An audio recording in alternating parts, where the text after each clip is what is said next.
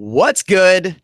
Welcome to episode 2 of Kidwell's Korner, my edition of the Rob Has a Podcast, So You Think You Can Podcast competition with my phenomenal team of potential live feed correspondents. We are on the hunt for an addition to the RHAP LFC team, and we are in the thick of it. Week 2, round 2. And my team, which started at 4 and is now at 3, is dealing with the DE episode, guys. This is a double eviction episode, and I'm not thrilled about it. So let's go ahead and introduce our esteemed panel. First up, he's a big fan of Russell Kyruz's cauliflower ears, if you remember from the first time. Starting on the left of my screen, it is Adam Bongiovanni. Adam, how you feeling today? I'm a little tired. Chrissy was right. The wall of shame isn't as easy as it looks. But other than that, I'm good. Just got to clean all this fake blood off my hands now. Oh, wow. Well, props on that. Is that ketchup? What'd you go with this? No, it is. Okay. It is red hairspray. And it's not easy to get off your hands. It is not meant to go in the hands. And I'm sorry that everyone had to see that. Hey, I appreciate it. I think everyone should appreciate you going the extra mile for the gag there. I had to. I'm too much of a loser not to go the extra mile, Alex. As an overachiever, I appreciate it. Yes. To his rights. To his rights. Another man who, like myself, got hooked on Big Brother during the tumultuous era that was Big Brother 15. It is Aman. Aman, how are you today? Oh my God, guys, I'm so tired and exhausted. I feel like I was in that house every day of this week. It's been really crazy, and I have so much shade to throw. I have so much tea to spill, and I'm quite excited to get into this. I really am. So glad to be back! Yay! Aman is ready for quite a picnic. Yes, I'm ready for it all. Good stuff. Yeah, it is, for a season that we gave a lot of criticism to throughout the early weeks, there's not much happening. Kind of a busy week here. And last but certainly not least, on my team, he always ends up on the right end of these panels from my screen for some reason, but he is to bagels as Justin is to pizza. It is Pooya, and he is rocking a hell of a shirt. Thank you. It's from the Kidwell collection, guys, coming out soon. Excited to be here. Very stoked on. Just got a lot of meat to chew on today, so let's get into it. Yeah, I love it. Yeah, I was talking about it in the pre-show, but yeah, Pooya right now is to Frank Udy is the Frank Udy to my Julie Chen, where the Kidwell's Korner shirt definitely represents. Alex, are you my home skillet? Oh yeah, are you my home slice? Of course. Pooya, if you have to touch our butts, just warn us first, please. I would be so mad if I wasn't watching this live and I was just listening to it, because the blood on the hands and Pooya shopping in Kidwell's closet, it's just like, damn, like I'd be missing all the action. Yeah, visual gags for the win today. Good job, team. Okay, let's get into this thing. So we talked about it a little. Crazy week so far in the Big Brother house, but even more so, maybe a crazy 24 hours. Adam, start us off. What's been going down in the Big Brother house? All right, so let's go back to yesterday morning. Let's start off the morning. Shelby obviously is the new HOH. And Jason starts off the morning by going right up to the HOH room. He's ready to campaign. Now, he starts his campaign very, very heavy. And I have so many issues with this, because Jason started off by saying, look, me and Danielle are a duo. Chrissy and Justin are the targets. They're playing such a great, Justin's playing such a great social game. Chrissy's a threat, which the fact that he said Chrissy's a threat is mind-boggling to me, and expected people to believe it. He said, let's go us four, final four. Danielle will use her care package on you guys. And he starts going balls to the wall and having this heavy campaign going at Morgan and Shelby, who were really taken back by it. Jason literally came to them the week before and said, you know what, guys, fake final five. It was fake. He screwed them over royally. Now he expects them to buy all of this. No, it wasn't going down. As soon as he left the room, they knew it was BS. They weren't buying what he was selling. And then Danielle comes up and does the same thing. She gives the same speech, and she tries to sell Justin and Chrissy as the biggest targets, which we all could see isn't the truth. Yeah, it's you know what? It's been like we knew this was going to happen, because I mean they lost the power. And now they're forced to turn on each other at this point, because Morgan and Shelby are, queen of the BB house right now. So it's always like really gut wrenching to see people, especially if you're a fan of a particular alliance, to see them have to do this is really frustrating. And then come the regular barrage of insults and, well, you were lying this time. Well, you were lying this time. And really, all of it is just them trying to save themselves. But I am quite discouraged because it seems like out of all of this, so I'd mentioned, Jason and Danielle pretty much throwing Justin and Chrissy under the bus. And then later on, much to Justin's chagrin, but it ended up working out in his favor, he presented a joke to Shelby saying, hey, listen, like, it was more of Shelby and Morgan saying, hey, you really should want to get Danielle out, because if you do, the CP will be yours.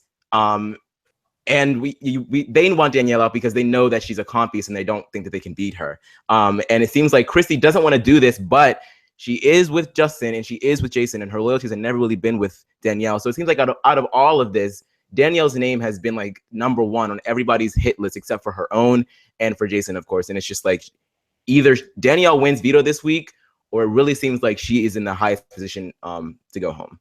And it really sucks. As a Danielle fan, I'm not pleased by this outcome whatsoever. Yeah, Pooya, what are your thoughts on kind of the development? Go ahead. Okay. Yeah. So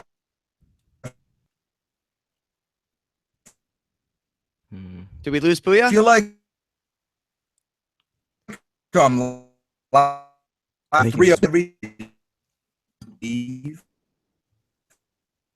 I'm worried you might be having some tech issues, buddy. Hello? Yeah, I can hear you now. He can hear you now too. All right. Sorry, no election right now, hopefully. But I think this whole thing with Danielle, it's just lay down, and there's a big shot. She wins the veto, and I think blame. I think she's got herself to blame, and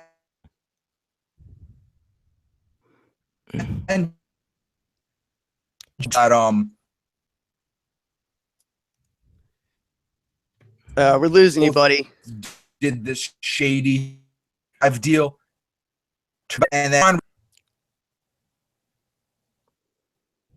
I feel like maybe someone hit you with like, did Taryn attack Pooya's computer the way he always does mine?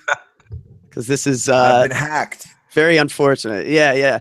I would suggest maybe try to bounce out and come back, because it is it's definitely getting you this time. Gotcha. Okay.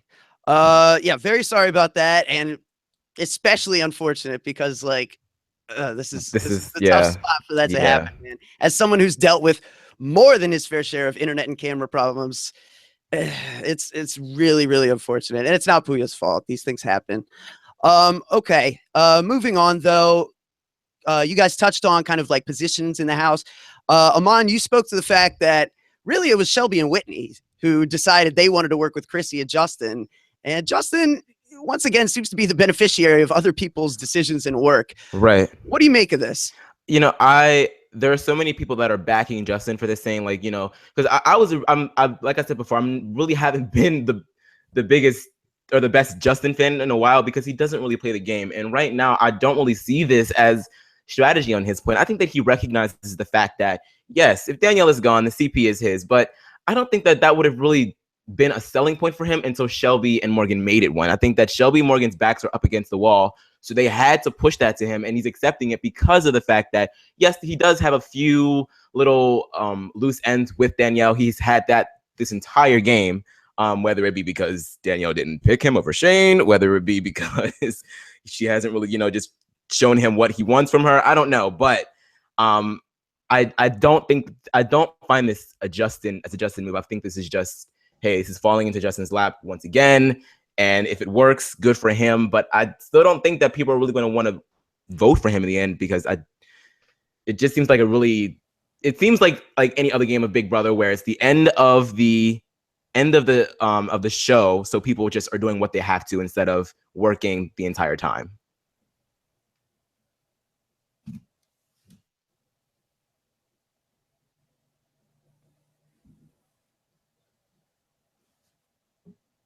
Uh-oh, Adam, I can't hear you. I can't hear Adam at all. I'm not sure what happened. What an unfortunate series of events here. I blame Taryn. Yeah, I blame Taryn. And then also it's only fitting. I mean, I'm the one that always gets screwed by internet. So I feel like I've shared my curse. The curse is. I'm terribly It's sorry. all of us. I've brought it to the corner. I've tainted my corner. It was so nice and clean in episode 1. Yeah, I don't know. Maybe try bouncing out and coming back. This is very strange. Am I back now, though? You Yeah, are back. I think you're good. Which Hey, means guys. So, means Pooya, it's- weigh Yes. in on this. You know, everything seems to be good on your end right now. Yeah, So, yeah. since we were taking turns on the DL at the moment, I was asking if you think Aman touched on the fact that Shelby and Whitney are very much, you know, working this deal with Justin, but Justin is kind of like benefiting from other people's decisions. Like he's lucking into these strategic situations, is he not? Without a shadow of a doubt. I mean, like, he's kind of falling ass backwards into these beautiful deals left and right. And I mean, why wouldn't he take them?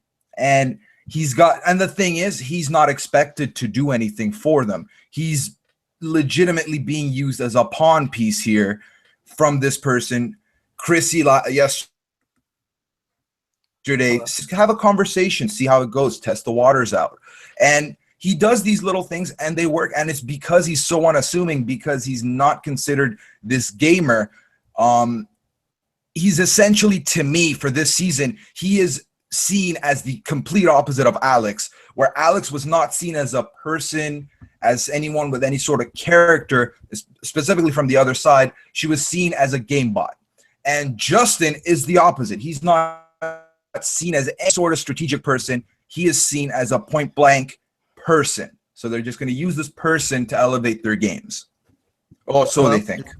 Yes, you guys Adam. hear me? Adam, I can Okay. hear you. I'm not sure what was going on here. I feel like whoever I apologize. whoever set up this BBOTT competition with the mirrors has definitely been like screwing with my Google Hangout. And I'm not okay I with it. apologize. We're good now, though? Yeah, you sound good. Okay, good. Thank you. I apologize, guys. So, Adam, your thoughts on the situation? We're still here on the Where did we Justin pick up? thing. I just got back. So where are we at? Right where you were.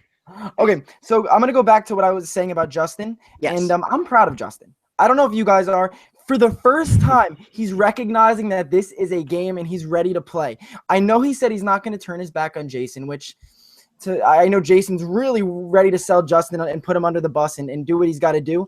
But Justin brought Chrissy into the kitchen yesterday and said, I know this makes you sick. I know this is tough. Let's tell them what they want to hear. And then next week, we'll do what we got to do. So I respect that about Justin. And he was playing the game all night. He wasn't selling out Shelby and Morgan to Jason and Chrissy or Jason and Danielle. He was playing the game and he was lying like he had to. And I'm proud of him. And I think maybe, just maybe, there's a chance we could see more of this in the upcoming weeks. It would make me so happy, and I'm a Jason fan, for him to take Jason out. Oh, that would be unbelievable. I mean, I touched on this last week where Nod, who, shout out to Nod, miss you. Nod told me that why should Justin do this? Like, I said he should play. She said, why should he do this? And this is why. I mean, we've been sitting here for the last 2 weeks dealing with Justin fatigue. I mean, the Willy Foo and the not care. I love it. I don't care. But this gives it that extra spicing to the jambalaya that is Justin, and we need it. If he does it, yes, please go ahead, get on the throne. We will shout you out. We will chant. It might not be as powerful as the Virgin King, but we'll find you a chant, buddy. Go ahead. One level down. Yeah. You know, Aman, I know you've been a Danny fan the last time we talked. But this Justin, Chrissy, Shelby, Morgan, the jambalaya gang. Are you having yourself some? Are you being served right now? You know, I'm appreciating it for what it is. You know, it's a bit too spicy for me, and I love spicy food. I'm not entirely keen on all the ingredients. One of them specifically being Shelby, well, two of them being Shelby and Morgan. What's interesting to me is that we have to see, we're seeing all of the LNJ members flip on each other, right? And I'm sitting here wondering, well, I know that Shelby and Morgan kind of have their backs up against the wall right now, but what I would have loved to see, and I'm sure we'll talk about this later when we get to the DRs, but I want to see what Morgan really thinks of all this. Because if I were Morgan, would I really think that I can beat Shelby right now? Like, I think that Shelby has done a pretty good job of cementing herself as a threat over the past couple of days. And even if my back is up against the wall with my only lasting alliance member, I still would want to be working other deals without Shelby. It might be too dangerous to say right now, but I'm just not entirely sure if I don't know. I feel like Chrissy's doing a good job at saying, you know what, I don't know if this is necessarily the best thing. I think that maybe just because they're in power, we have to give them this. But we've been riding this for so long. It's been working in our favor for a while. I'm not entirely sure if I'm ready to just jump ship and give this 100% credence. And I'd rather have that versus, you know, Justin is just like, oh, this is the best thing for me, so I'm going to do this right now. And it's more like he's not really thinking about the repercussions that it could have if it does backfire, which it probably could if Morgan ends up on the block as America's nominee. And one thing that I think Morgan could do better, and something that I respect, one of the few things I respect about Morgan's game is the fact that she is self-deprecating. She's letting everyone else say, you know what, Morgan's not a threat. Morgan's not doing much. And she said in the diary room yesterday that she's bringing that up on purpose. And you look at the great players, of course, let me make this clear. I'm not comparing Morgan to any great players out there. But Derek and Nicole in the past few seasons, they made it very clear that they are not going to win this game. They used this strategy of self-deprecation. And they were in a house with people who were voting them to win. So of course you have to walk that fine line with saying, you know what, I suck, but I don't suck that much. In Big Brother Over the Top, you could campaign how bad you suck to your house guests, and it doesn't matter. As long as America knows what you're truly doing, you could be as self-deprecating as you like. And Morgan's one of the only house guests that I don't feel has a big enough ego where she can self-deprecate. I wish Jason and Danielle used that strategy more because it would really work to their benefit. You heard it here, BB Reddit. Adam just compared Morgan to Derek. Oh, God. I'll get more hate on Reddit. Just what I need. Drag him. Just kidding. Here they come. So then I would, to just add a little bit to what you just said, Adam, I think the fact that the last week played the way it did also helps Morgan a great deal. Yes. Because with the stuff that she's doing now, she lost, well, they don't know it's her sister, but she lost one of her closer alliance members. And she was given the power she was given last week. So a lot of people in the house are probably in the back of their heads thinking it was just handed to her. She's not doing anything. And that's perfect for her because right now Shelby's pretty much taken all the flack, all the bullets. So in the event that next week Morgan is unable to gain the HOH, I feel like Shelby's still going to be first line of fire for the other ones as opposed to Morgan being plan B for them. I mean, I don't entirely disagree with that. I mean, sure. I'll give it to Morgan. I do think that she's in the best position possible right now, but She's probably in the best position possible, but not in the best position to win. Exactly. There you go. And I think that we're so far at the end of the game that's what I'm more concerned about right now. Is you can play week by week so far, you know what I mean? And then you really have to start making decisions and thinking, is this really the best position for me to be in? And I'm not entirely sure if she is, if we're able to recognize the spot that she's in because we are just, you know, outside observing, but does she realize where she's at? Or is she just, you know, I'm with Shelby right now and that's what it's going to be because I don't have a choice. Yeah, you know, because while we're on that subject, oh, sorry, I didn't mean to cut you off. No, that was it. I'm done. Okay, cool. While we're on that subject, do any of you guys think Morgan can win the game? And if so, who does she need to be with at the end? So with Morgan, I think she can, but I don't think Shelby can be there with her. If Morgan wants to win, she has to be with two people from the late night jamboree to not only corner the ball smashers market, but also to gain from that, basically from her side of the house, she needs to be the one person to monopolize those votes. And it would depend. I would say there's a big debate if she's there with, let's say, a Jason and a Danielle. I don't think so. But if she's there with a Chrissy, odds are better. If she's there with a Chrissy and Justin, as of right now, probably odds are still in her favor. So that's the way I would see it right now. Yeah. The only thing, you can go, Aman. I was gonna say I really don't think that she can win the game because in order for her to win, it would be her, Chrissy, and Justin, and the odds of the three of them to the end together. Like, come on now, this is like, I don't see it happening. It's an unholy trinity. Yeah, exactly. Yeah, Justin makes the end with Chrissy and Morgan. He's gonna have to do something pretty crazy, like take out Jason, take out a Shelby, and I think Justin would have the bigger resume at the end if he does take out someone like Jason. So we'd obviously, with them being in the end, it's still so far away. We really don't know the moves they'd make to get there.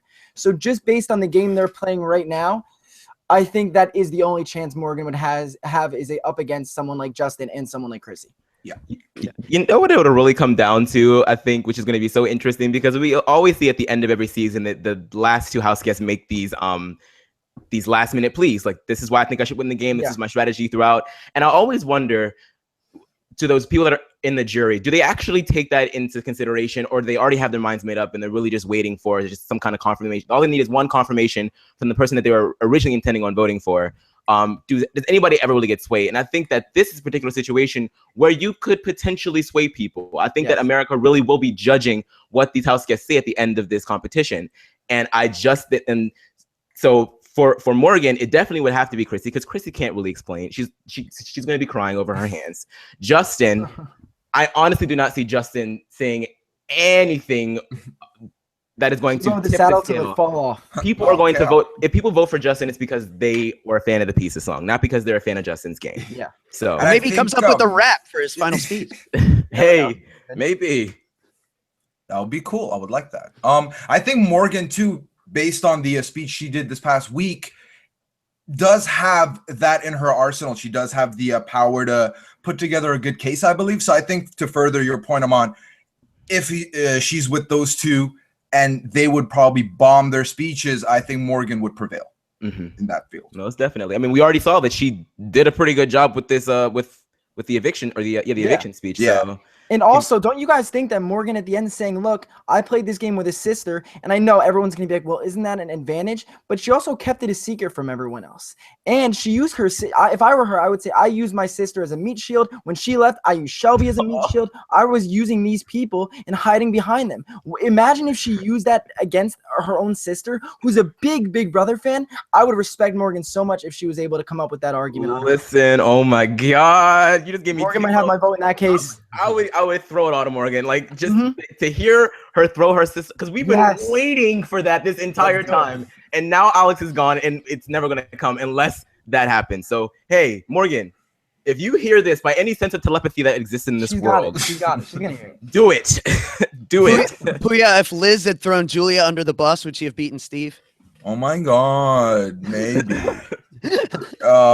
No, I mean, I feel like in that scenario, Liz was she didn't have this in her, bag of tricks. She didn't have the power to just be outspoken and to be able to make every other member of the jury perceive her the way she wanted to be perceived. Whereas I feel like Morgan has that power a little more. And I think if Morgan does bring up the fact that Alex was the bigger Big Brother person and fan, and she was able to use her as the mainstay shield to get further, I think that will garner a lot more respect than, Liz saying, I know, and like, yeah. She didn't even know she'd be sitting there until Steve was like, okay, bye, Vanessa. Like, yeah. And then, Aman, you also said, do you think that people, on the jury, did they get swayed? And honestly, every interview I've ever watched of someone on Survivor, whether it's Final Tribal or a regular Tribal, or it's Big Brother and it's the jury, it feels like no one has ever said a final speech has really swayed them. And even being on eviction night, like, nobody's speech is really going to make a difference. You make up your mind before you go in there. If a few words affect your vote that much, are you really that great of a player in the first place? I think that's mostly true. Although I would point to the Big Brother Canada 4. Where I do feel like Mitch and a few people came in wanting to see Kelsey own anything, and because she couldn't, it's like, Nick and Phil. Yeah. Here we are. So, but yeah, no, I think universally that is mostly true. It's like you lived with these people for so long. A speech in 5 minutes that's really going to change like the opinion you've built over days and days and weeks and weeks. I mean, especially like if you're in Devon's case, where she was the first one out, and she said that all she kept hearing is Nicole this, Nicole that, Nicole this. And then finally, when she gets to the finale, then Paul starts, listen off these receipts for everything that he's done. But at that point, it was a done deal. There was nothing that she could do that was really going to really be able to sway her. So Yeah. America's also different than a jury, guys. We have to remember that. We're not in the house with them. We're not. I know the Twitter trolls and everyone on Twitter gets so angry and mad and calls the LFC racist. I understand that. But we're not in the house with them. We don't have that personal opinion of these people where they've done something directly to us. So we're not judging personally. I know I'm not a big Morgan fan this whole game. If she comes out and sells Alex out like we talked about, she has my vote.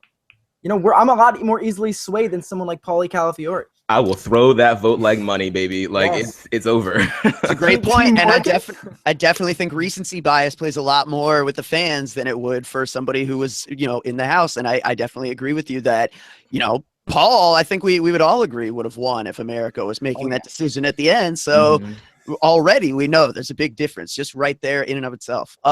Okay, so let's move on a little bit and talk about these live DRs. Aman touched on them earlier briefly, but these have been a really insightful, look into people's plans and, headspace in kind of their strategy going forward. And now that we're kind of approaching the end game, I would be interested to see your guys' take. First, just like if you guys just summarize kind of some of the stuff that was said and, what you took away from it. I really like watching Danielle because I think that I don't know what it is. Maybe it's just the personal bias, but I always feel like Danielle is just giving us what she knows, giving us what she feels, and she's always just completely honest about whatever it is that's going on in the game. And what sucks to me is I really hated to hear her talk about how much it was so hard for her to contemplate sending Justin home over Whitney, but then ultimately going with Whitney. And then on the other hand, you have Justin saying I know that Danielle is plotting against me. It's just damn, you just want to slap them and be talk to each other. Come on, I just don't want them to fall apart. It's just so frustrating to me, and I don't know.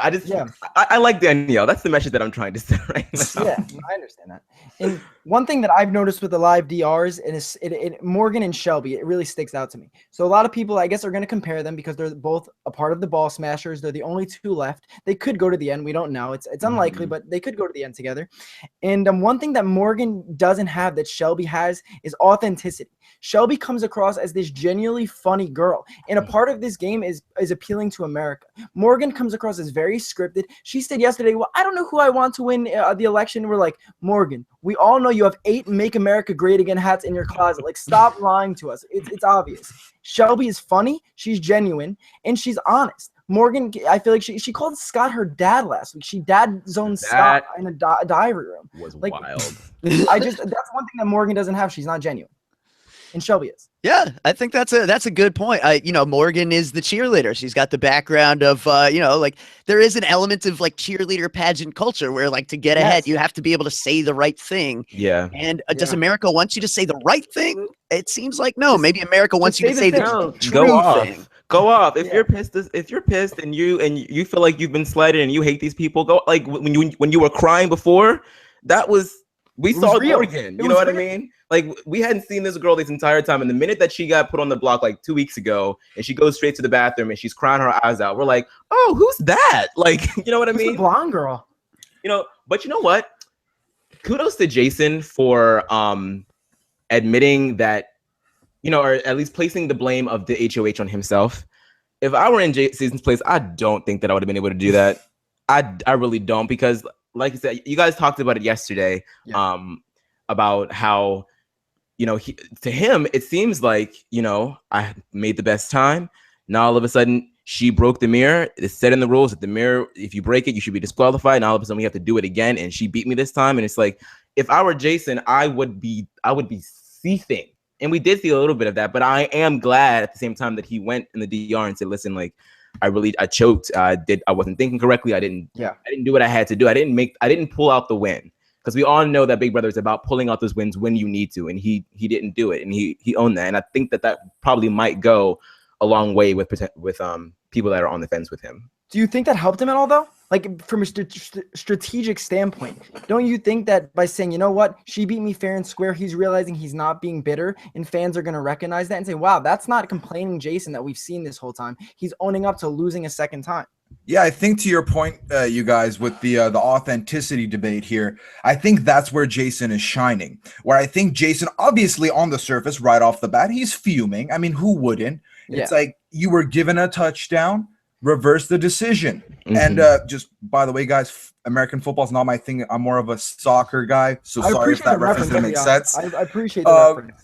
But so for me, it's like I see that and he's fuming on the surface, obviously, but then he was able to collect himself. And that's where his super fandom, that's where his returnee status is really shining. Right. Because he knows that's what we want. Yes. He knows we don't want him to be sitting there in a corner, throwing a tantrum, being pissed off. We want him to collect his thoughts. We want him to decide what the next course of action is, and we want him to execute. And he's doing that perfectly. And it's really showing with his DRs. I mean, him being the first person to go up to Shelby and Morgan when he was the person that lied straight to their faces last week. Like, I mean, I think it shows that he's here to play the game. He's here for the drama. He's here for the tea. I mean, he told us after that fight, he was like, I hope you guys enjoyed that. Those of you that are watching, I know he knows what he's doing, but he also realizes, like, listen, at the end of the day, I am here for 250K. I have to get rid of everybody else. I have to be the last person standing, and I'm here to play a game. Yeah. So let's do And it. I mean, I'll be the first to say it. I haven't really been a Jason fan this season, haven't really been rooting for him. But the closer we're getting to the end, I see how badly this guy wants it. I see the way what he's doing, the measures he's taking to make that dream come true. I read this thing this morning on my way home where he's saying, this is my life. And I believe that. I believe that the guy lives in a basement. He works as a grocer, and this is his life, and I love that he's doing everything he can to achieve it. So kudos to him on that point. Mm-hmm. And one thing that last night, I don't know if you guys watched the feeds, and it was about 4 a.m. Eastern, 4 a.m. In the Big Brother house, and 7 a.m. here. And I was still up watching, and Jason and Danny were talking. And they were so annoyed and so angry at Justin for trying to make these deals. Mm-hmm. And I thought it was, and that's what bothered me about Jason. I get it, he's authentic, but it was so hypocritical because he sold Justin out all day long and then gets mad that he's up there talking to them. He doesn't know for sure he's making a deal. And that's the side of Jason that's maybe too authentic. And he has to realize he has to play to America and can't be such a jerk, especially if he's under the pretense that Justin is liked with the pizza song, whole Pizzagate. But at the same time, though, because I was thinking about that, like, I mean, every time we see this happen all the time, when an alliance is in danger and they have to eat one of their own, they're going to throw each other under the bus. So we know that's going to happen. I would much rather, and I would much rather, like, I hear what you're saying, maybe you shouldn't be hypocritical, but I would much rather you show that you are angry that someone is throwing you under the bus and then recognizing it for what it is, rather than being like, oh, like, it's fine, because it's not fine. You're mad. You've been working with these people. You know what I mean? You've invested so much time, especially. I think it really stings particularly with Justin, because we're not the only ones privy to the fact that Justin really hasn't been playing this game. Like Jason knows that. Jason knows that. So now all of a sudden he's like, oh, now you want to wake up? Now you want to go scheme? Oh, I see you, boo. Okay. Hey, don't you throw me under the bus, Justin. Don't bag me. That's grime. Isn't coming alive at the end of the game a strategy now? Like last season, I believe Nicole played throughout the game. But a lot of people said she slept around with Corey the whole season, did nothing, stayed in the bumper cars all season with Corey, and then all of a sudden, about week 7, she came alive. So if Justin does the same thing in a condensed season, why wouldn't we give him the same amount of credit? Because with Nicole, she had been scheming the entire time. Yes, it wasn't always at the forefront, but she also I like what she said in her when they were asking her questions at the end of the season. She was like, you know what? Most of the time, things were just going the way that I wanted it to go, so I just sat back and watched. Like, why would you throw yourself into the fray if you don't have to? I don't think Justin did that. I think Justin, a lot of the time, it was working out the way that he wanted it to work out, but it's not as if he was in the conversations. Like, this guy shows up late to HOHs. He shows up late to when Julie meetings. Yeah, like if I were I wanted Julie to be like, Justin, get your ass in this living room. Like, oh, my bad, boo. I had to put pants on. My bad, baby. I think that with this whole thing with Justin, if he had shown knowledge of the game right off the bat, which obviously is difficult for a recruit to do, he would have garnered the same kind of respect that Nicole had. I mean, obviously, Aman did mention that Nicole was scheming a lot more and all that. But if Justin came in and everyone was like, oh, so he was a fan and he did apply to the show, and then we saw him just do like a lot of nothing, and then at the end turn it on, yeah, we would be, banging the drum of, yep, that's the strategy. That's the from the Rob Cesternino school of thought. Go to sleep, wake up, play the game in the middle, and that would have been the fact. But the fact of the matter is, he's not doing this as a scheme or as a strategy. He's just, just throwing things to the wall. And, as Alex said the other night, he's just throwing life. He's just having a good time. And, wherever the wave takes him, that's where he's going. Mm-hmm. Yeah. Okay. Let's move more into kind of the strategy of the week. So Shelby has won head of household now after a couple incidences of contention. What should Shelby do? What's the right move here? She's got some pitches coming from two pairs here. What's the best play for Shelby? I think Shelby knows what she has to do. She's got to put up Danielle, put up Jason, get one of them out of this game. They both made this awful fake Final Five deal to her last week. They've lied to her 850 times each. They lied to her in the double eviction. Fool me once, shame on you. Fool me twice, shame on me. Fool me 3 times, I am a dumbass. So Shelby's realizing, I'm not going to be a dumbass. I'm going to do what I have to do, get one of the biggest threats out of this game right now, and use Justin and Chrissy to my advantage. It's so weird watching this happen because before Shelby was so anti-Justin, not only because of the hatred, but because she realizes that he's a threat. She realizes that I think that in her mind, she sees that if Justin makes it to the end, he is going to win this game. We know that that's not necessarily the case.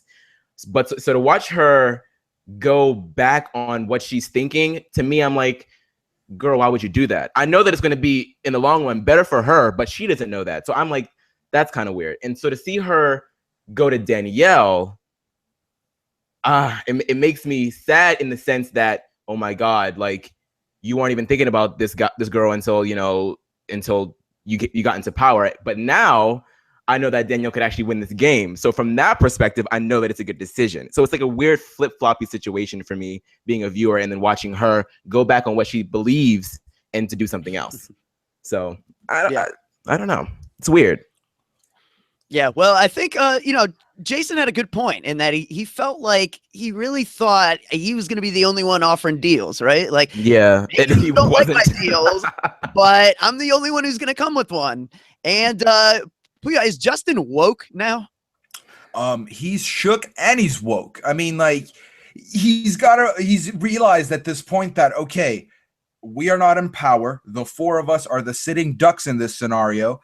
And the 2 people that have been really getting their neck out there and trying to wrangle things together these last couple weeks are Jason and Danielle. And I mean, he witnessed Jason doing that last week with the deal and the backflip on the deal. So why wouldn't he move? Why would if he doesn't realize at this point that Jason is in it to win it and that Jason's willing to string any deal together and turn back on it at a whim? Justin should start doing the same thing, and I think that's what we're seeing now. I think the giant has awakened, Alex. Nice. I'm wondering if. Sorry, go ahead. No, you first. Thank you. I'm wondering, does Justin? I might be wrong, but does Justin ever really talked about who he would want in his final 3? Did I miss that? He's brought it up. I believe as of recently, it's still Jason and Chrissy. He wants to get Danielle out, and he doesn't want to work with the plastics. As far as I know, beyond next week. So I think it's going to be Jason and Chrissy. Even yesterday, he went to Chrissy and said, "Hey, Bo, Jason's still with us. Like we still want. We'll tell them what they want to hear. Take out D this week, and Jason's with us next week." So I guess what I'm really asking is, do we think is he really woke in that sense? Because Jason really I feel like he is sticking to this because that's what he knows and that's the LNJ, and that's all fine and dandy because that's you're showing your loyalty. You know what, fine, but is that really? I feel like these other players here. I mean, Jason, he's with the LNJ, but he just said he wants to be with Chrissy and Morgan. And I just don't think that he's really is that woke. I think that he's just trying to do the best for himself and for his alliance. Can I give a live feed update right now? Absolutely, go for it. Okay. Justin just said to Chrissy, "I am cold-hearted right now in this game. I don't even know if I could trust Jason." So imagine he's starting to realize. Listen. I know. Who knows? Imagine Justin starts realizing, you know what? It's not a good idea for me to trust Jason. If he takes Jason out, that's the move I need to propel Justin to at least be considered as a possible winner. He needs to do that. If he doesn't do that, I'm not even considering. He's not getting my vote. Yeah, maybe if there's a fan favorite, I might toss a vote his way, but that's it. So Morgan needs to backstab her sister, and Justin needs to Yes. backstab Jason. Okay. Oh my God, I'm So- living for that. While we're on this, I got a question before the show from John Densford, who, shout out to him. He's done a great job these last couple of weeks with spreadsheets and scenarios and stuff like that on a level of math that I'm not capable of. So kudos, John. He asks if Morgan does end up going up as America's nominee, which, we haven't talked to about it too much, but it does seem to be between Morgan and Chrissy this week. Will Justin put the jambalaya back on the stove, so to speak? Will he just double right back to the LNJ and pretend like this thing never happened? I think that he would take it off the stove and throw it in the trash. Like, I think he'll go right back to, because why not? Yes. You know? It's what he knows. It's what Justin knows. Why is he going to go against what he knows? And maybe, like what I just read, maybe he's changing his mind, but I think we could probably all agree that he's going to go after Morgan and stick with his guns. Yeah, I think that at this point, despite the past 24 hours and what he's been saying, he's been there with them for 39, 40 days with the LNJ. He's been with Shelby and Morgan 24 hours. So as much as we would like to think that he's going to switch that on, I think if circumstance happens, if Morgan is the America's nominee, and he has no reason to double down on the measures right now. At that point, he's like, well, might as well stick to what I know. Because at this point, it's looking like Justin is fine this week. Next week, if Morgan doesn't win, he's fine. If Morgan wins, he's still fine. So I think he's gonna stick with them if Morgan is on the block. If you can get rid of a threat, because Morgan is a threat. If you can get rid of a threat and still be comfortable in the house with the people that you know, why would you do that? And then instead of getting rid of someone that is on your alliance and then causing a disturbance and then still have another threat in the house, So do you guys think, though, for Justin's game, it'd be the best bet to take out Danielle because then he secures himself with the care package next week? And they don't know what the care package is. We all know Justin's going to probably lose that competition. Like, there's no way he's going to win that competition to make the Final Four with the care package. But at least he secures himself to get one. Should that be a vice versa thing? Like, shouldn't Danny want to take out Justin and Justin want to take out Danny purely for care package reasons? Yeah. I think so, yeah. Yeah, definitely. I'd agree.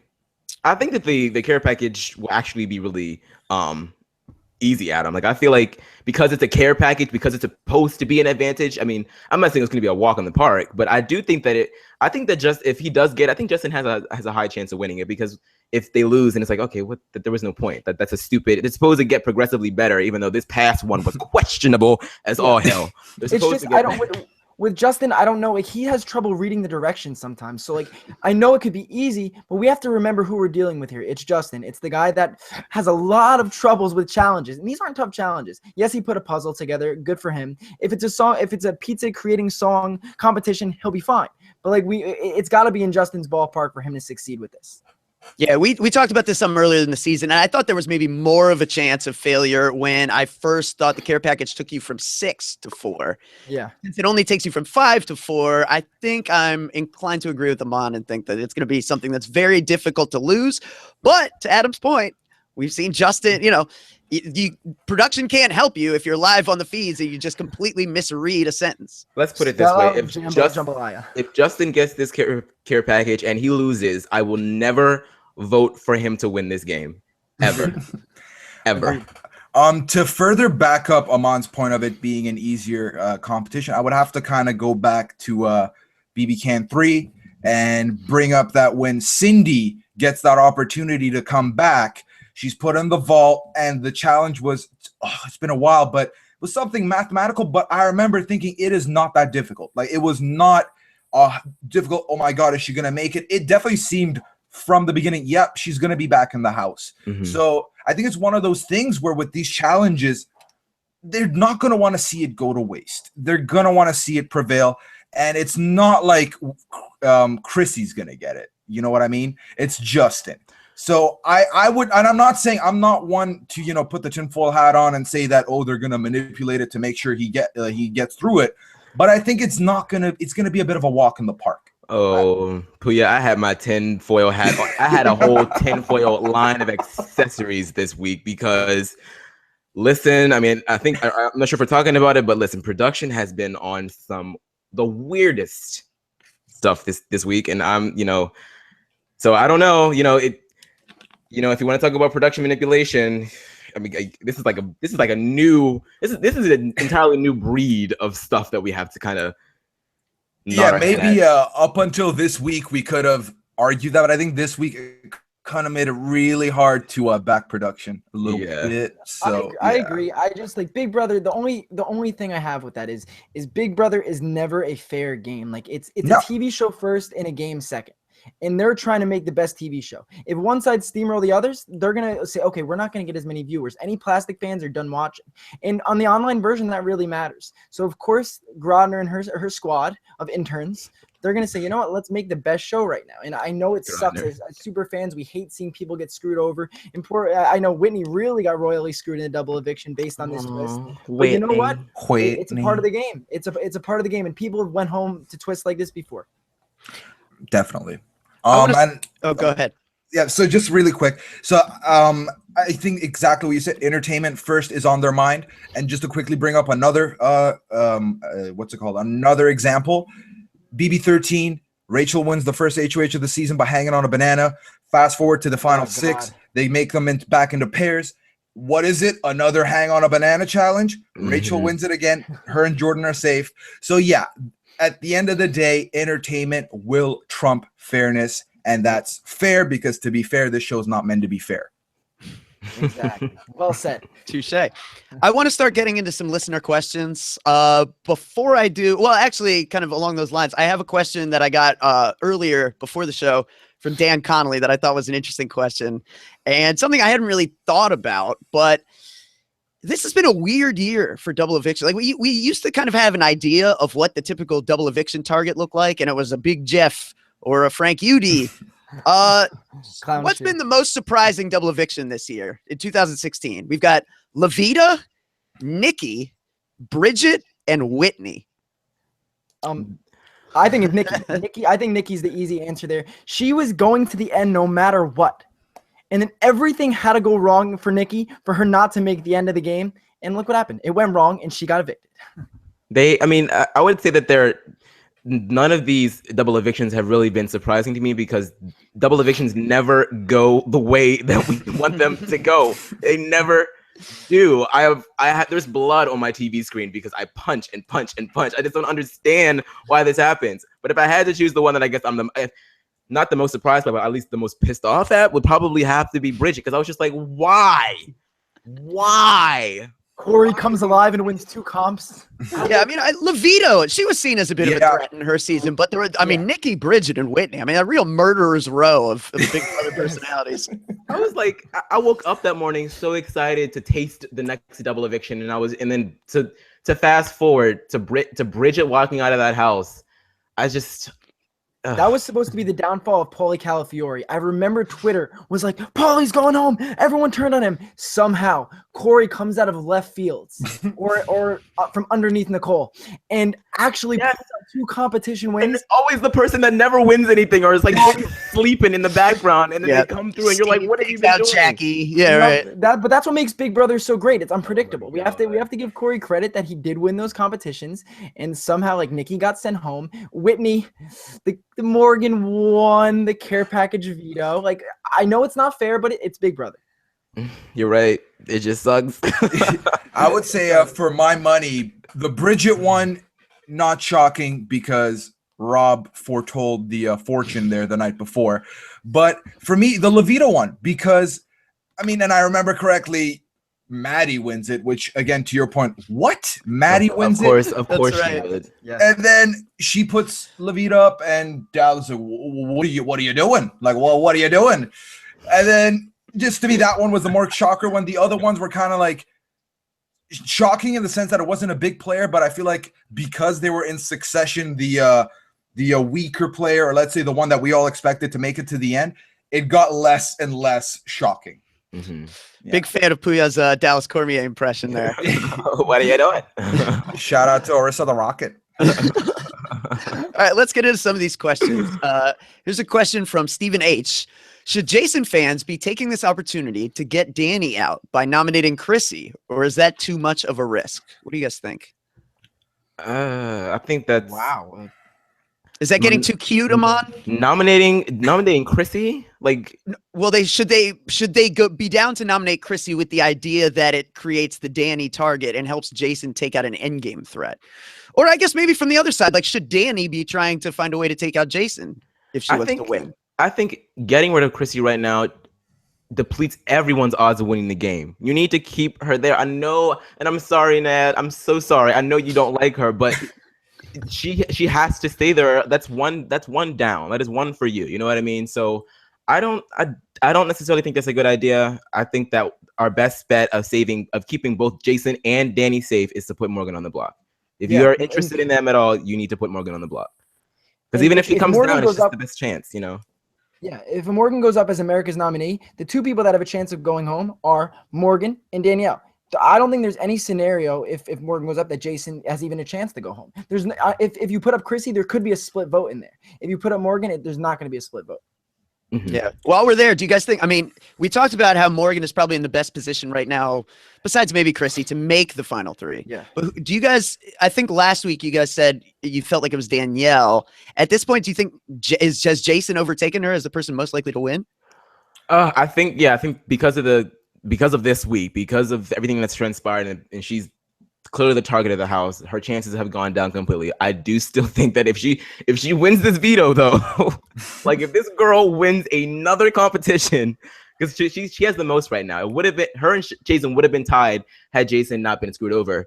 But right now, if she wins the veto, she'll be back to being where she was. That alliance will come back together for the time being, and I think that she'd still be a shoo-in. I do. The one thing that separates Jason and Danielle's game is the alliance and how trustworthy they are to each of their members. So if Jason has Justin and Chrissy who aren't going to take him out, they want to go the end with him.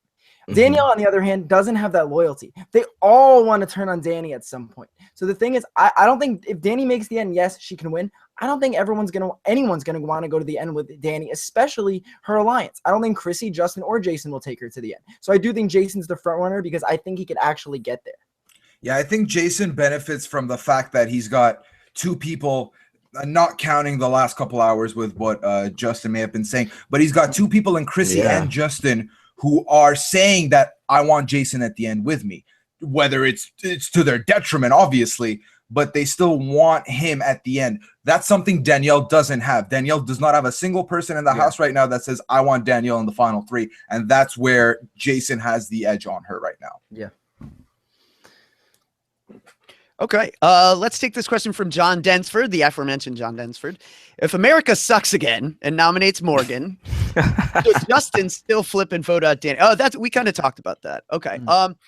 I have a question here, though, from Cassie. And that question is, oh no, sorry. This is also from Stephen H.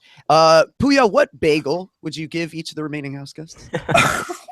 Okay, so first of all, it kind of stings. I mean, I was at work till 7 a.m. this morning that I got to talk about work. However, I think I can do this real quick. Justin is a little bit of everything. He's got all the spices. He'd be the all-dressed bagel, sesame, poppy, garlic, and onion. Chrissy, you're the plain bagel. Don't even come forward to another flavor. You're plain. See you, bye. Oh my God. Danielle would have to be the chocolate bagel, little sweet, pairs up with some other things really well.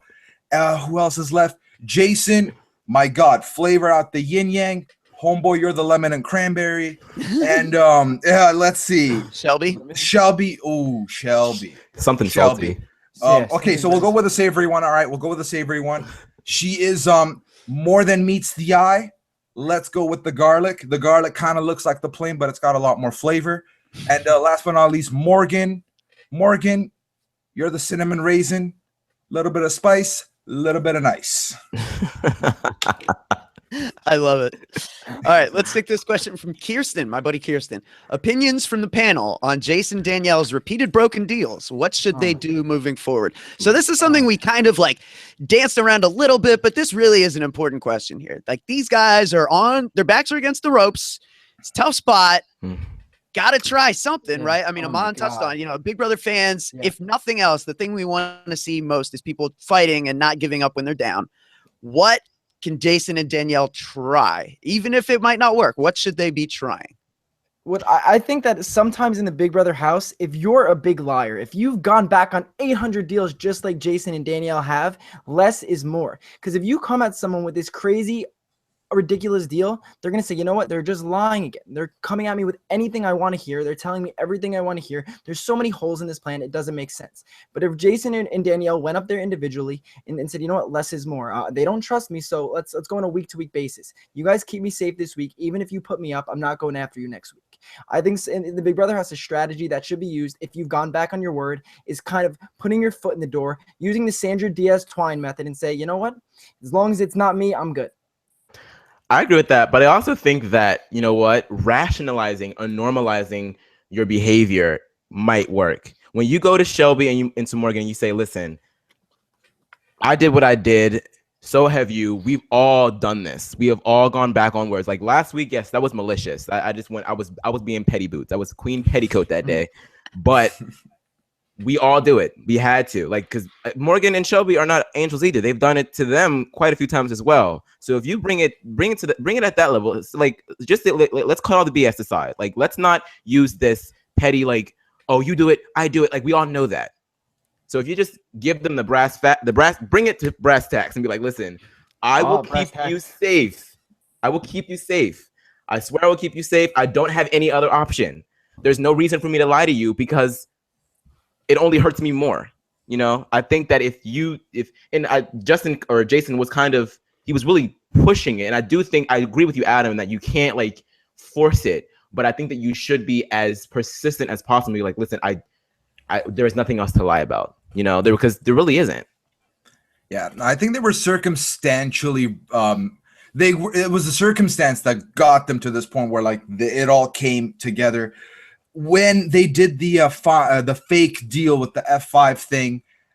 They had no idea. I mean, if they had not done that, and then we were at the double eviction, and they told the Boss Mashers they're gonna get rid of Justin, then they flip and get rid of Whitney, that would have been cool. But it's like Adam said earlier, the fool me once, fool me twice, fool me 3 times, I'm a dumbass. Now they've gone through the 2 fool me's. They would have had space here. I feel like they would have had a bit of wiggle room here to have their word be maybe accepted or maybe taken into consideration. But now it's no, if I do it for a 3rd time and I'm wrong, I'm the idiot. I'm so close to the end, I cannot risk it. And I think that is what's really shooting them in the foot, is the fact that it was so malicious and petty. I knew as soon as he was doing that, I was like, please, Jason, do not do this. I know this is good feeds.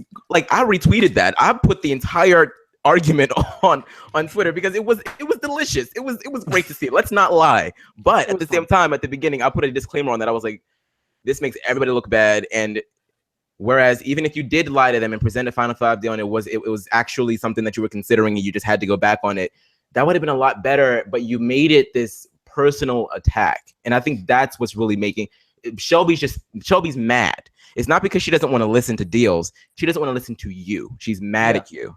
So Chrissy and Justin also, during that whole big fight, there were 2 people going crazy and 2 people keeping their mouth shut. Justin and Chrissy didn't say anything, and look who's not getting targeted this week. Chrissy, Justin kind of says something though. He called them suckers, right? Was that the extent of it? He didn't say anything that was really offensive. Jason said, you are bottom feeders. You're following Alex around. I feel like sometimes taking a personal attack isn't as bad as attacking someone's game, because this is the game they've been playing for a month or so, and they take pride in their game. So going at someone's game, it sucks. Justin say he's fortunate they weren't in the room a couple nights ago when he said, can't stand these hoes, but I digress. Good old messy. So messy. Right. Let's take this question from Thomas. If Danny or Jason win POV, do you think they would vote out the America's Nom, thinking America would vote them out too in order to save them both? So yeah, this is a bit of an interesting week where we touched on, I think on the podcast last night, the potential for a 1-1-1 scenario if people's motives don't line up for America in very specific instances this week. But what do you guys think about kind of this possibility and, how people are going to interpret things going forward? I know Jason was on the feeds today looking at the camera saying, give me a sign. Right. So I think that Jason has been pulling strings. He's able to pull strings a lot better than Danielle is. So I think that if Jason says, "Hey, if Morgan's on the block, one of us wins, let's just do what we're gonna do and just take her out," and I don't think that Danny would be opposed to that. And I don't think that Shelby would be opposed to that either. I think Shelby, she might not say it, but Shelby also is privy to the fact that Morgan had a sister, and she knows that's a selling point now. So I think that in the back of her head, Shelby might be like, I mean, I don't want you to go, boo, but bye, boo. Like, you know, Stay here. Yeah, and Jason, if he does, like, in fact, win the veto, or whoever wins the veto, I think it'd be smart for the LNJ just to would it be fun to watch? Would it be entertaining? I don't know, but it'd be smartest for them to stick with especially Jason, to stick with his guns right now.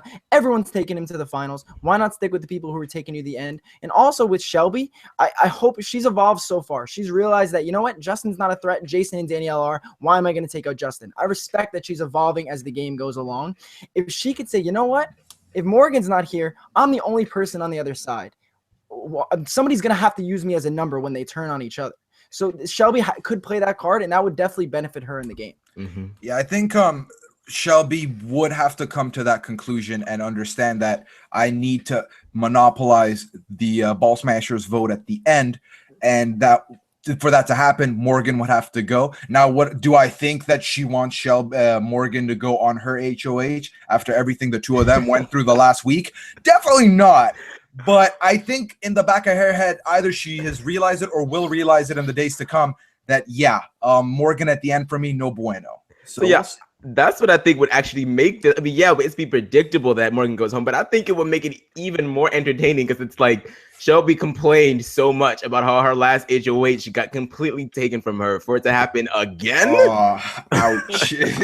Can't that be a selling point though for Shelby, saying, "Look, America has screwed me over so many times when I've been HOH, and I still made the end of this game." I don't think so, because America are the people that are screwing her over are the same people that wouldn't vote for her. So don't you think that the super fans would be able to recognize, you know what, we did not give this girl any bones. We screwed her over every single time. She deserves to be here. She deserves to win. I think that's how I'd look at it. I think the only person that can really play that card and have the strongest hand at that would be Danielle because of the story. We've watched her get screwed from the beginning and then evolve into this. Literally got screwed from the beginning. Zing. I wish I had a bell so I could ring it. Yeah, it's interesting. I mean, if Morgan goes home on Shelby's HOH here, is Big Brother Over the Top 2, is the legacy just never win HOH? You just do not want that thing at all. That's what I was saying. I was like, I tweeted it the other day. I was like, I think that really the POV POV is the new HOH. It really is. Like, these HOHs don't mean jack diddly squat. It just does nothing but put you in a position where either you go home next week or somebody goes home on your HOH that you don't want to go home. It's just like, damn, like, what are you supposed to do? Get out an ally and make myself a target? Oh boy. Seems legit. Do you guys think next season maybe they could do, if you win HOH, you could play in the next one? So there's not as much a disadvantage if you lose someone on your side. Like, okay, you know what? We get it. The HOH isn't that big of an advantage. It keeps you safe for a week, but you get to play in the next competition. I would be down for that. I'd be so down for that. But then again, sign me up, Allison. Yeah, because you know what? Because I think that the competitions are diverse enough to still kind of level that out. Like, I don't think that you would see the same person win over and over again, even if they were pretty good at the comps. So I'd be down for that. All right, let's take one last question here. Fat Tyson Apostle wants to know, will the house guest who evicts Chrissy at Final Four be a hero and ultimately be the winner of Big Brother Over the Top? Interesting question. First of all, shout out Colossal Apostle, what it do. But I feel like, ultimate winner in our hearts, perhaps. But would that cause them to win the whole shebang? Probably not. And I mean, this is coming from someone who's not wanted Chrissy to make it this far and sees that she's primed for the final three at this point. But yeah, no, I don't know. I don't see it. I think it might depend on who does it. Like, I feel like if Danielle got Chrissy out, I think that there'd be a lot of hypocrites that are rooting for Danielle at that point, because they'd be like, it was like, no, we need to keep Chrissy there because that's the only way that Danielle's gonna win for sure. And then if she does, they're just gonna jump onto the bandwagon of, oh yeah, like she's the one that got rid of Chrissy, she should win totally. But I don't know. I think if Morgan did it, maybe Maybe not. I don't know. I think that for Morgan's game, it's better for Chrissy to be there. So I think it really depends on who's the person that does it. No, I think out of the to me, there's three people that could genuinely win this game. I think there's Shelby, there's Danielle, and there's Jason. And if any of them cut Chrissy, their odds go down. It's not going to help them to cut Chrissy. Yeah, like the many people who hate Chrissy, be like, okay, kudos to you, but it's really about the whole game, not just cutting Chrissy and having her go take care of her hands or read some rule book at home. Like Chrissy is going to be so mad when she gets out of this house and realizes that she was nothing in this game. They all think she was loved. They all say, even Jason saying, you know what, Chrissy hasn't been nominated. She was the last have-not. America must love her. And we're all like, oh no. And the longer we keep her in there, the more and more. So if she makes it to Final 3 and then gets out and sees all of this, oh my God. She's going to expect her album to be going platinum. She's going to be wondering where all the sales are. Chrissy Crisis, the best rocker of our generation. Yeah. All right, guys. Well, I think that's going to wrap us up. I feel like this was a really fun show. All three of you guys really brought it today and showcased, in my mind, why you're on Team Kidwell, why I picked you three guys, because I think all three of you guys are super qualified, super capable. You know your stuff very clearly. And I just want to thank you again for, everything you've done, your role in this. The fact that two of you guys are going to be eliminated from this competition breaks my heart. But to the fans out there, please go to Rob Has a Website. Go to robhasawebsite.com into this page, the So You Think You Could podcast page, and vote for these guys. Show them some love because I think they did a fantastic job today. So going across the board one more time, Adam Bongiovanni, you can follow him at Adam Bongo. Any final thoughts, Adam? I just want to thank you guys. Thank you, Alex. Thank you, Scott. And of course, thank you, the LFC Rob. I appreciate this opportunity. And no matter what happens, Nod, Aman, and Pooya, you guys are all amazing people. And I'm really glad I got to know you and talk Big Brother with you. Well said. And of course, Aman, you can follow at Aman Adwin. He has been tweeting some good reaction videos the last few days. I've been enjoying those. I echo Adam. This was the best ever. And if I don't make it, Adam, I hate you. Pooya, I hate you. All the fans, I hate you. I'm kidding, of course. I love you guys. It's just, I think that this has really been an eye-opening experience for me. I've gotten to, see a perspective of Big Brother that I haven't really had a chance to do. And I think that this has just been one of the best experiences ever. So yay. Yeah, and now you can hang, all you guys. You can definitely hang and join the party in the BB podcasting world. I feel like James, when he was contemplating, he was like, "Do you guys think that we're going to get these tickets to the Super Bowl because we're part of the CBS family now?" Well, maybe if you're part of the Levasseur family. Levasseur. And finally, my buddy Pooya, you can follow him at Pooyaism, the man with the plan and the bagels. Final thoughts. All right, so I don't want to make this too long-winded. First of all, I got to say thanks to Adam, Aman, and Nod. I mean, when I first saw those profiles on day one, we were the top team on the page. So I'm looking at the videos. I'm like, oh, my God, he's amazing. Oh, my God, he's hilarious. Oh, my God. It's like, what am I dealing with here? But after going through it, it's just been fun to do. I swear, if one person enjoyed what we did here today, to me, that's a victory. I got to say, Alex, thank you for choosing me. Thank you for choosing us to be on your team. I think it's an amazing feat for us to remember that our batch becomes the first group of people to officially be on a show hosted by you. And I think that was an amazing thing to be a part of. It's been amazing getting to talk Big Brother with everyone here. Believe me when I say going back to sitting on a couch and talking BB with my casual friends is not going to be the same. It's not going to be fun. Win or lose, this has been awesome. And whoever one of us makes it to the end, bring it home for Kidwell's Corner. Team Kidwell, guys. Team Kidwell. How soon can we expect the Kidwell's Corner shirts to appear on Teespring? Ooh, I don't know. I don't know if that's my department to talk about, but if anyone wants to get in touch and figure out how to do this, at me. All right. Nice. We got something in the works. Okay, so that is going to do it for the second episode of Kidwell's Corner. Hopefully not the last. I hope I'm given some opportunity to host in the future, but sadly, that is going to bring my So You Think You Can podcast run to a close. For Adam, for Aman, for Pooya, great job as always. Thanks, everybody. Take care.